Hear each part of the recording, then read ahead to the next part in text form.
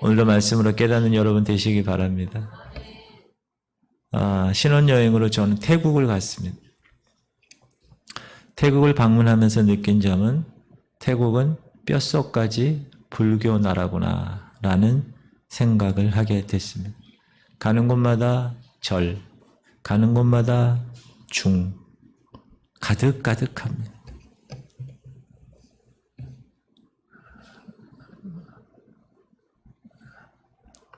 태국 남부에는 부적 생산지로 유명한 곳이 있습니다.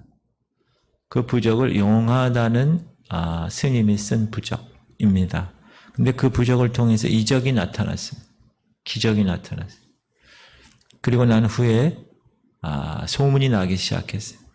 그곳에서 나온 부적이 효염이 좋다더라. 그래가지고 그 부적을 사기 위해서 줄을 서서 비싼 가격에 팔렸다고 합니다. 여러분, 우리는 이런 이야기를 듣기는 좀 이상할지 모르지만 그곳에서 태어난 사람, 그곳에서 자라난 사람에게는 그것이 너무나 당연시 되는 일입니다. 태국은 불교에 완전히 잠긴 나라입니다. 태국의 모든 학교는 다 절간 안에 있습니다. 그래서 자연스럽게 어려서부터 스님의 가르침을 받으며 교육을 받습니다. 집집마다 입구에 작은 제단을 지서 집에, 자기 집에. 그래서 들어가고 나갈 때마다 합장하고 기도합니다. 자, 이런 경우 평생을 이렇게 산 사람들에게 그럼 어떻게 복음을 전할 수 있을까?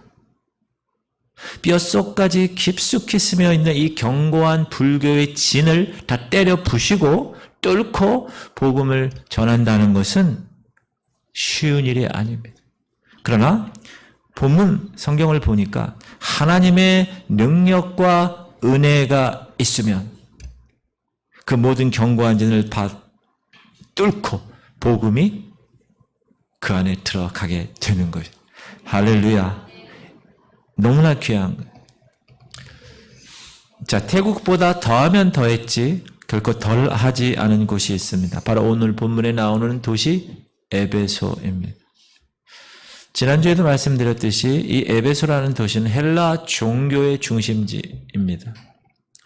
아데미 여신을 숭상하고 부적처럼 여신상을 만들어서 팔고 주술적인 책들이 유행하는 도시가 에베소였습니다. 쉽게 말하면 에베소라는 도시는 우상 숭배로 먹고 사는 도시였다. 그런데 바울은 이런 에베소에서 자신의 사역 기간 중에서 가장 오래 사역을 한 기간이 바로 이 에베소의 사역지였고 또 가장 놀라운 사역의 열매를 맺었던 곳도 바로 이 에베소입니다. 바울은 에베소에서 사역을 시작할 때 고린도 전서를 썼습니다. 에베소에 딱 갔는데 고린도 교회가 문제가 있다는 거예요. 그래서 고린도 교회 문제가 있어서 가진 못하고 편지를 썼는데 그 편지를 쓴 이유를 이렇게 기록하고 있죠. 자, 고린도 전서입니다. 시작. 내가 오순절까지 에베소에 머물려 함은 내게 광대하고 유효한 문이 열렸으나 대적하는 자가 많음이라. 이 우상의 본고지에 복음을 전할 광대하고 유효한 문이 열렸다고 바울은 얘기하는 거예요. 그러나 대적하는 자도 많았다. 당연하죠. 사단에 접수되어 있는 곳에 하나님의 영이 가서 다 깨부시려니까 사단이 가만히 있지 않겠죠. 그런데 우리는 이 둘을 반대로 해석하는 경향이 있습니다. 자, 대적하는 사람이 많으면 문이 닫힌 거야.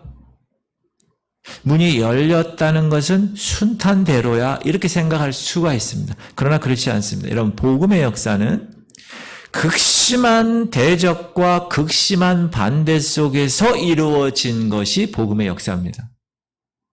영적 싸움이 치열한 곳에서 열매가 풍성하게 맺힌 것이 복음의 역사를 이야기하고. 그러면 오늘 에베소라는 도시에서 일어난 영적 전쟁은 어떻게 진행되었는가? 처음에는 배척당했어요.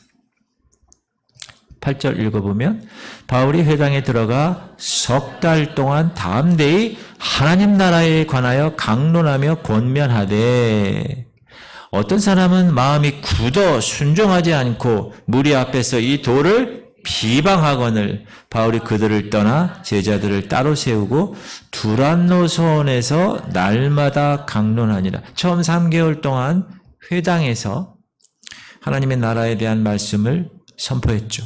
그러나 배척당합니다. 그러니까 장소를 옮겨서 두란노 소원으로 장소를 옮깁니다. 2년 동안 날마다 말씀을 가르쳤다고 이야기합니다. 두란노 소원이라는 것은 아마 당시 헬라 철학을 연구하고 가르쳤던 곳이었을 것입니다. 다른 기록에 의하면 바울이 이곳을 하루 중에서 가장 뜨거운 시간에, 그래서 사람들이 이용하지 않는 그 시간대에 거기를 빌려서 사용했다고 합니다. 바울은 말씀을 전할 곳을 찾았습니다.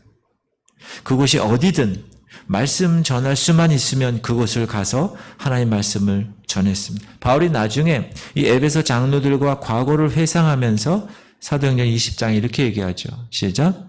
유익한 것은 무엇이든지 공중 앞에서나 각 집에서나 거리낌이 없이 여러분에게 전하여 가르치고 유대인과 헬라인에게 하나님께 대한 회개와 우리 주 예수 그리스도에 대한 믿음을 증언한 것이라. 이 말씀은 뭘 얘기하는 겁니까? 어떤 상황에서도 하나님의 말씀을 전했다라는 거예요. 그 상황이 어디든지, 대중 앞이었든지, 각 어느 집이었든지, 길거리였든지 별로 중요하지 않아. 어떤 상황에서도 사도 바울은 하나님의 말씀을 전했다. 그런데 제가 질문드려요. 성도가 싸울 때, 영적 전쟁에서 싸울 때 영적 싸움의 무기가 뭐죠? 영적 싸움의 유일한 공격용 무기가 있습니다. 뭡니까? 네, 하나님의 말씀입니다. 이렇게 하나님의 말씀을 2년 동안 두란노 소원이라는 곳에서 하나님의 말씀을 전했더니 어떤 결과가 있었는가? 시작. 2해 동안 이같이 아시아에 있는 자니 유대인이나 헬라인이나 다 주의 말씀을 듣더라. 부흥이 일어난 거예요. 네, 10절 말씀에 글자 하나 빠졌죠. 2해 동안 이같이 하니 아시아에 사는 자는 유대인이나 헬라인이나 다 주의 말씀을 듣더라. 부흥이 일어난 거예요. 에베소에서 일어난 부흥의 불길은 아시아 지방까지 퍼진 거예요. 두란노 소원에 와서 말씀을 배운 자들이 인근 지역에 퍼졌어요. 교회를 세웠어요. 우상 수출국이 복음 수출지가 되었던 것입니다. 그래서 바울의 제자라는 있던 에바브라라는 사람이 있어요. 그 사람은 골로새 교회 세우고 라우디게아 교회 세우고 히에라볼리 교회를 세우는 그런 놀라운 일이 벌어졌습니다. 요한계시록에 나오는 7교회 나오죠. 그 교회도 바울이 이 에베소에서의 사역의 결과로 세워진 교회들입니다. 자, 그러면 에베소 사역의 가장 핵심은 말씀 사역이었고 그 말씀 사역 중에 어떤 일이 일어났는가? 첫 번째, 놀라운 능력이 나타났다는 거예요. 에베소의 말씀 사역 중에 우리가 주목할 만한 첫 번째 사건은 놀라운 능력이 나타났다는 거예요. 근데 그 놀라운 능력은 하나님이 행하신 거예요. 시작. 하나님이 바울의 손으로 놀라운 능력을 행하게 하시니 심지어 사람들이 바울의 몸에서 손수건이나 앞치마를 가져다가 병든 사람에게 얹으면 그 병이 떠나고 악귀도 나가더라. 그런데 놀라운 능력이 나타났는데 놀라운 능력이 나타난 방법이 일반적이지 않습니다. 바울의 몸에서 손수건, 앞치마 이런 거 가져다가 병자에게 딱 얹으니까 병이 낫고 귀신이 떠나갔다는 거예요. 좀 미신적이라고 생각이 들지 않습니까? 그러다 보니까 바울의 손수건이나 앞치마가 우상시 될 수도 있죠. 바울의 손수건도 그렇게 능력이 있는데 바울의 옷은 어떻게 했어요? 그럼 어떻게 되죠? 바울의 옷을 훔쳐갈 수도 있겠죠.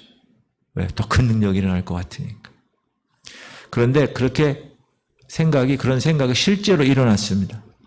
자, 13절에 보니까 마술하던 유대인이 있었는데 그 마술하는 유대인들이 바울이 했던 거랑 똑같이 카피해서 모방을 한 거예요. 13절 시작. 이에 돌아다니며 마술하는 어떤 유대인들이 시험 삼아 악기 들린 자들에게 주 예수의 이름을 불러 말하되 내가 바울이 전파하는 예수를 의지하여 너에게 명하노라 하더라. 근데 본문은 그 중에서 제사장의 7 아들이 그렇게 했다고 나와요. 스게와라는 제사장의 아들이 7이 있었는데 시작. 유대의 한 제사장 스게와의 7 아들도 이 일을 행하더니. 자, 그들에게 있어서는 능력의 출처는 중요하지 않았어요. 그보다 더 중요한 것이 뭡니까? 눈에 보이는 기적이 더 중요했어요. 왜? 기적이 나타나야 자신들의 존재 가치가 올라가기 때문에 그렇습니다. 그래서 그들은 바울이 전하는 예수의 이름으로 이적을 행하려고 한 것입니다. 그런데 어떤 일이 일어났어요? 시작. 악기가 대답하여 이르되 내가 예수도 알고 바울도 알거니와 너희는 누구냐 하며 악기 들린 사람이 그들에게 뛰어올라 눌러 이기니 그들이 상하여 벗은 몸으로 그 집에서 도망하는지라. 사랑하는 성도님들, 귀신은 귀신같이 압니다. 이게 진짜인지 가짜인지 정확하게 압니다. 그리고 그 사람을 어떻게 했다고요? 그들에게 뛰어 올라가지고 눌러서 이겼어요. 그들이 다쳐고 벗은 몸으로 도망갔다고 나옵니다. 오늘 본문의 에베소는 마술을 많이 하는, 성행하는 그런 도시입니다. 그런데 하나님께서는 에베소 사람들이 익숙해 있는 그 마술과 유사한 이적을 지금 행하신 거예요. 여러분, 마술 같은 거 보면 뭐 이렇게 하잖아요. 뭐 이렇게 막 이러면서 하잖아요. 그죠? 탁 가지고, 막 이렇게 하잖아요. 그러고 나서 탁 펼치면 또 뭐 어떻게 하고. 그런 식으로 바울이 손수건이 얹어서 그들을 치유한 것으로 착각하게 하신 거라는 거예요. 그러나 사람들이 그렇게 하는 것에 하나님의 능력이 베푸신 것밖에 되지 않습니다. 그런데 중요한 거는 왜 하나님이 그렇게 하셨을까라는 거예요. 자, 하나님은 그렇게 하심으로 해서 그 에베소 도시에 흥행하고 있는 그 마술이란 그 자체가 영적인 활동의 결과라는 것을 드러내신 것입니다. 자, 성도님들 잘 들으십시오. 이 말은 어떤 사람이 이적을 행했다 해서 그 사람이 얘기하는 교리나 그 사람이 얘기하는 철학이나 그 사람이 얘기하는 말이 옳다고 주장할 수가 없다라는 거죠. 여러분, 마귀는 이적과 기적을 통해서 우리를 속일 수가 있어요. 귀신들은 이적을 행함으로 사람을 놀라게 하고 속이려고 일부러 그렇게 하기도 합니다. 제가 예전에 부목사로 있었을 때 어느 여집사님이 신방을 갔어요. 근데 갔는데 아내는 교회를 나오죠. 근데 남편은 교회를 안 나온대. 그래서 그러십니까? 남편은 그럼 어딜 다닙니까? 남녀 호랑개교를 다닌대. 그래서 웬만하면 사랑하는 아내가 다니는 교회에 나올 텐데, 그렇죠? 신혼부부니까. 근데 아주 단호하게 종교 얘기는 한치도 양보가 없답니다. 그리고 결혼할 때 아예 그렇게 얘기했대요. 종교에 타치하지 않고 사랑만 하면 된다. 이렇게. 근데 여러분, 그 이유가, 남편이 그렇게 하는 그 이유가 뭔지 아십니까? 그 남녀 호랑개교를 믿다가 거기서 병고침을 받았기 때문에 그래요. 무슨 말이죠? 거기도 악귀, 사단의 기적과 이적이 있다라는 것입니다. 사랑하는 성도님들, 출애굽할 때 성경에 보면 모세의 지팡이가 뱀으로 변했을 때 애굽의 술사들의 지팡이도 뱀으로 변했습니다. 사단의 세력도 이적을 행합니다. 그러나 중요한 건 이적 자체는 그것을 행하는 영이 선한 영임을 보여주는 증거가 될 수 없다는 거예요. 이적과 기적은 우리가 이해할 수 없는 영역 밖에서 어떤 영적인 활동이 일어나고 있다는 것만을 이야기하고 증명할 뿐이지 그것이 옳고 그름의 기준이 될 수는 없다라는 것입니다. 그래서 하나님께서 에베소 도시에 눈에 보이는 마술, 눈에 보이는 기적을 중시하는 에베소 사람들을 불쌍히 여기셔서 하나님께서 거기에 맞춰서 눈에 보이는 손수건이나 앞치마를 가지고 이적을 베푸신 것입니다. 그래서 무엇을 얘기하려고 그러죠? 그분들에게?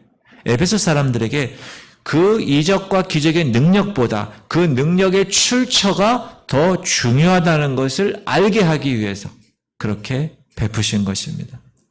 사람들은 바울에게 나타난 그 마술 같은 기적을 신기하게 생각했습니다. 근데 그것은 마술이 일상적으로 행해지는 에베소라는 도시에서는 또 다른 마술사의 등장 정도로밖에 생각하지 않았다는 거예요.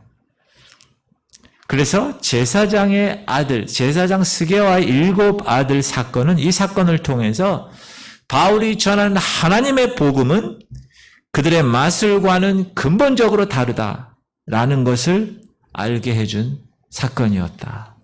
사랑하는 성도님들, 눈에 보이는 이적보다 그 이적을 행하는 능력의 근원 되신 하나님을 믿는 것이 더 중요함을 드러낸 사건입니다. 그러므로 여러분, 혹시 뭐 기적을 행했다, 어디 기도원 갔더니 막 기적이 일어났다, 어느 교회 목사님에게 안수받았더니 뭐 그냥 이적이 일어났다, 그런 거에 더 마음이 흔들리십니까? 그러나 결코 그 이적을 베푼 사람의 선함을 입증할 수 없습니다. 자, 바울이 2년 동안 두란노에서 무엇을 전했습니까? 하나님 말씀을 왜 하나님 말씀만을 전했을까요? 그 이유는 오직 말씀만이 참 능력의 근원이 되기 때문에, 말씀만이 참과 거짓의 구분의 분별의 기준이 되기 때문에 그렇습니다. 그러므로 사랑하는 성도님들, 말씀 위에 서시기 바랍니다. 말씀을 읽으십시오. 말씀을 묵상하십시오. 그리고 그 말씀대로 순종해야 돼. 이게 더 중요해. 다 잘 들어. 귀는 너무 커져 있어. 머리에는 말씀으로 충만해. 그런데 그 말씀 순종의 역사가 여러분 삶 가운데 맺혀지지 않는다. 그거는 잘못된 것입니다. 여러분이 10년, 20년 교회 다녀서 하나님의 거룩한 말씀을 다 들었어요. 그런데 여러분 삶은 변한 게 없어요. 그럼 그거는 신앙생활이 아닙니다. 말씀 순종의 역사가 여러분의 삶에서 열매로 나타나게 하십시오. 그것이 하나님이 원하는 이 거룩의 삶입니다. 그게 말씀의 기준이 되는 놀라운 삶이기 때문에 그렇습니다. 그런 여러분 되시기 바랍니다. 우리 교회는 좋은 교회죠? 공동체 성경 읽기가 있고, 큐티를 또 하기도 하고, 제자 훈련도 하고, 각 예배 때마다 말씀이 선포되고, 또 말할 때마다 말씀에 대해서 얘기하고, 얼마나 귀한 교회인지 몰라. 따라합시다. 우리 교회는 좋은 교회입니다. 2 사람 이상 얘기하세요. 빨리. 우리 교회는 좋은 교회. 그럼 어떻게 해야 돼요? 그렇지 해야지. 그렇습니까? 이러면 안 돼요? 자, 2번째. 바울의 에베소 말씀 사역 중에서 2번째 일어난 중요한 사건은 뭐냐? 책을 불사른 것입니다. 18절, 19절. 시작.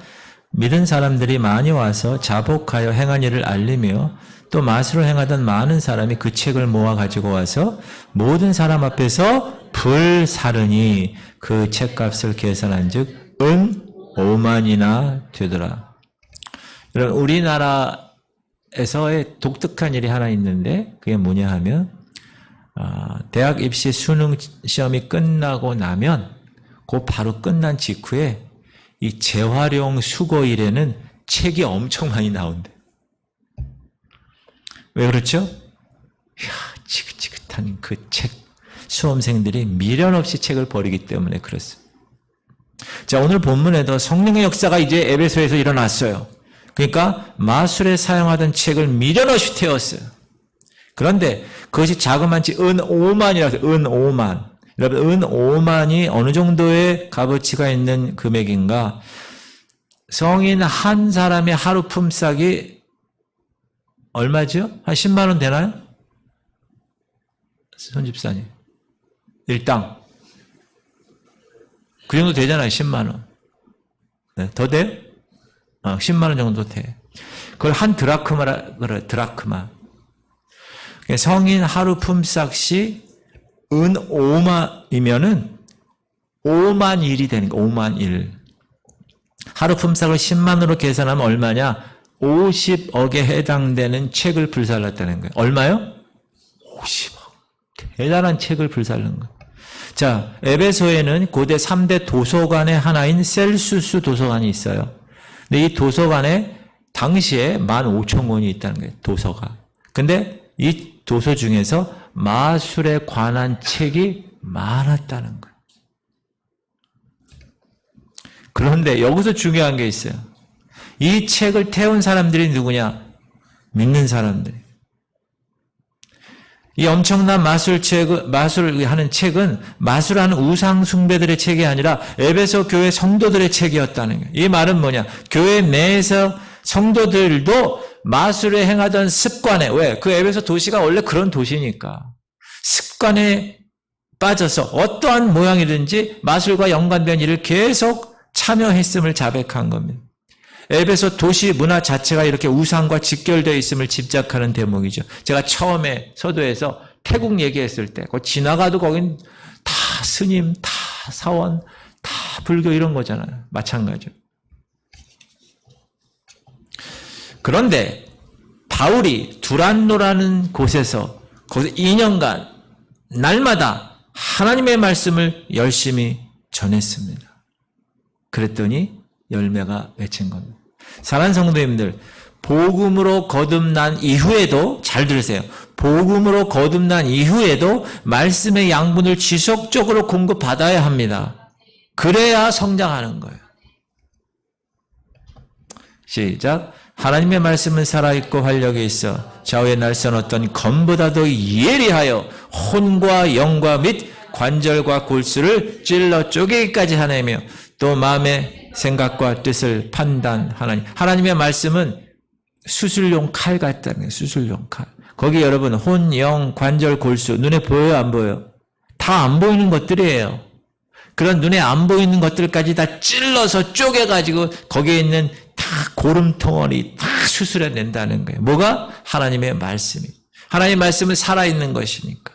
우리의 감추어진 깊은 것까지 보게 하고, 그래서 여러분 말씀을 비춰서 우리가 비춰서 보는 거 아니에요. 그러면 아이고 내가 이런 더러운 곳이 있었네. 제가 그런 얘기 하잖아요. 지하실에 탁 들어가서 불을 탁 켰는데 얼마나 지저분한지 몰라. 불이 켜져야 보입니다. 불이 켜지지 않으면 보이질 않아요. 우리 안에 말씀의 불이 딱 들어와서 켜트리면 여기 아이고 내가 이렇게 죄인이었구나. 죄인이었구나. 말씀은 그것을 깨닫게 한다는 거예요.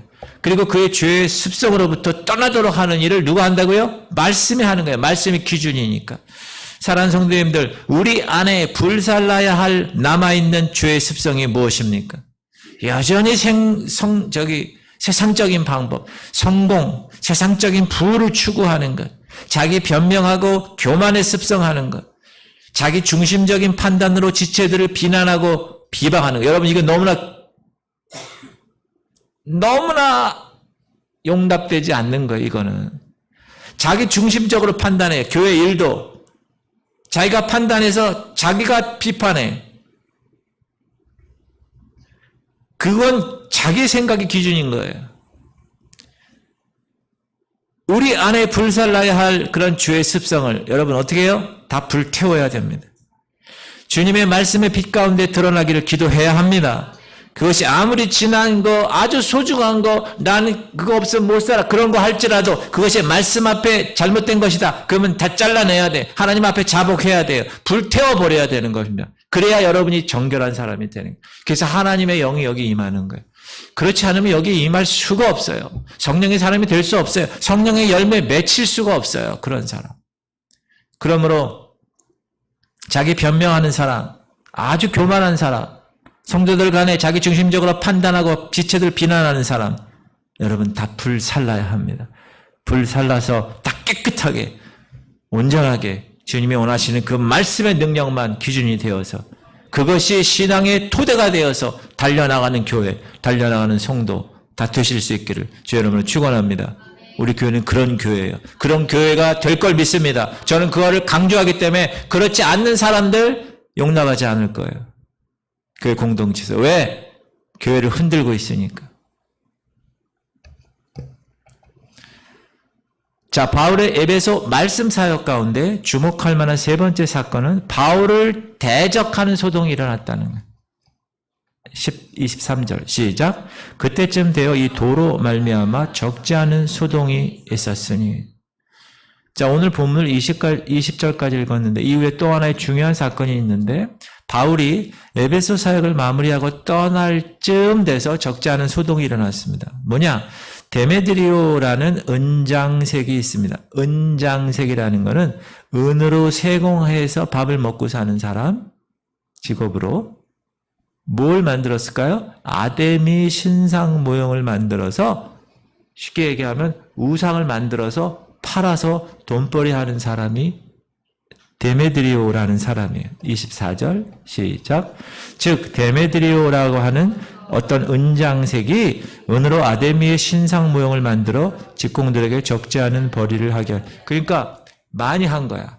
그냥 간의 공업을 한 게 아니라 완전히 공장처럼 직공들 딱 내놓고 야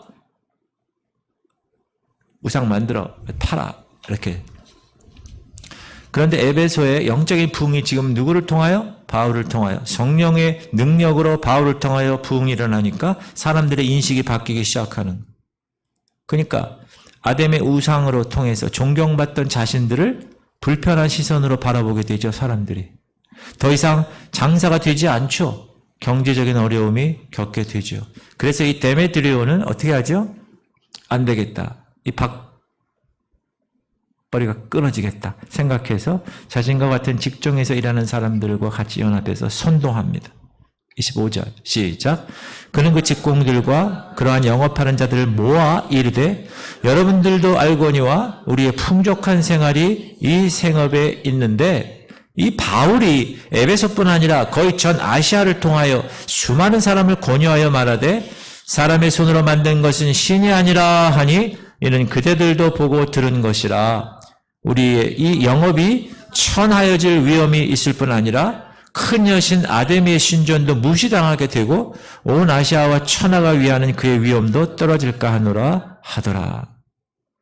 아데미 여신을 걱정하는 것 같지만 사실 그들의 이익을 위해서 소동을 일으킨 거예요. 원형극장에 모아서 크도다 아데미 여신이여 라는 말을 외쳤던 거예요. 28절 그들의 이 말을 듣고 분노가 가득하여 외쳐 이르되 크다 에베소 사람의 아데미여 하니 온 시내가 요란하여 바알과 같이 다니는 마게도냐 사람 가이오와 아리스다고를 붙들어 일제히 연극장으로 달려 들어가는지라. 그들은 그가 유대인인 줄 알고 다 한소리로 외쳐 이르되 크다 에베소 사람의 아데미여 하기를 2시간이나 하더니 2시간 동안.